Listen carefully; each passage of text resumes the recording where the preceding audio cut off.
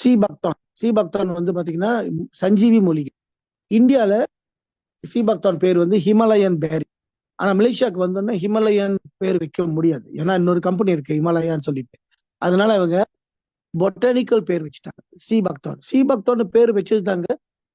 இன்னைக்கு மலேசியால யாரு அதிகமா இத வாங்குறா, கன்சியூம் பண்றா அப்படின்னு கேட்டீங்கன்னா சைனீஸ். ஏன்னா சைனீஸ்க்கு வந்து இந்தியன்ஸ் மாதிரி சைனீஸ்க்கும் அறிமுக தேவையில்லை சஞ்சீவ் மூலிகை.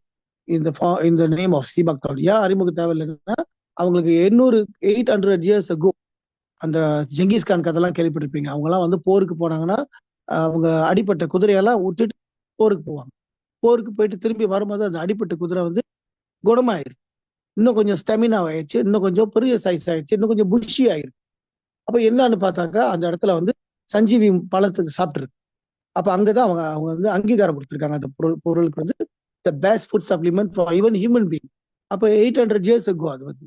இன்னைக்கு நீங்க பாத்தீங்கன்னா not only Mongolia, throughout China, east to west வரைக்கும் 50 விதமான சீபக்தான் பாட்டில்ஸ் பண்ணி இன்னைக்கு மால்ஸ்ல விற்கிறாங்க. அதுக்கும் மேல ஷாப்பில இன்னைக்கு வந்து one of the fastest selling food supplement. ஏன்னா அவ்வளவு அதுல வந்து நிறைய சக்தி இருக்கு. அந்த சக்தியை பத்தி நான் அப்புறம் பேசுறேன்.